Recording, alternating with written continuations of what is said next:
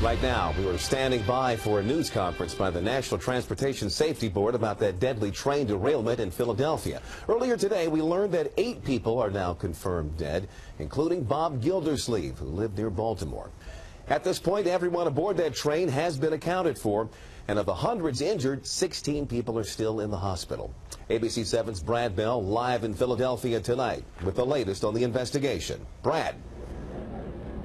Well, Leon, tonight at the scene, an awful lot of work going on now to clear the wreckage. We believe only 2 cars remain on the scene. That cleanup effort allowed to move ahead because, as you said, today, very sadly, they accounted for the final victim. There were 243 people aboard Amtrak Train 188 when it crashed Tuesday night. Finally, tonight, all have been accounted for after search dogs make a terrible discovery under the wreckage. We must now report that we have confirmed 8 deceased from this horrible tragedy. That means now that first responders will be pulling out, and the on-scene investigation and efforts to reopen the rails will move rapidly ahead. The focus remains on why the train was speeding along at 106 miles per hour into a curve with a safe limit of 50.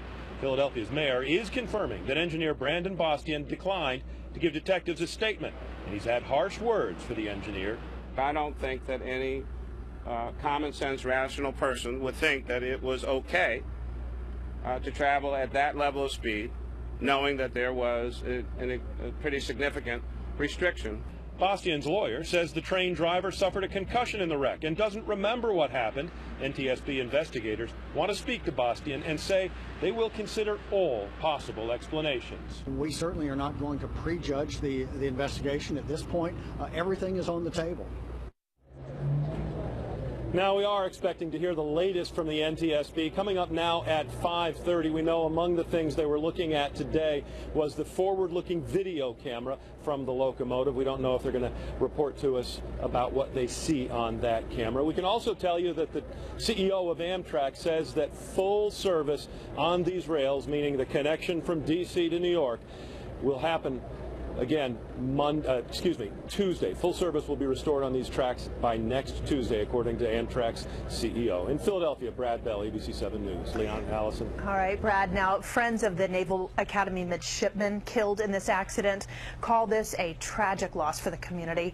Sophomore Justin Zemser was on leave, but stayed in Annapolis to help freshmen with their training.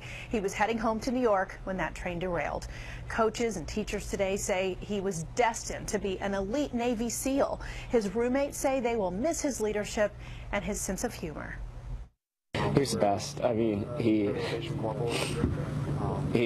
was like Brandon said, he was a really calming force in the room. He like, no matter what happened, like, I could be like angry at something, or I could just be tired, exhausted, and he could easily get a chuckle out of me.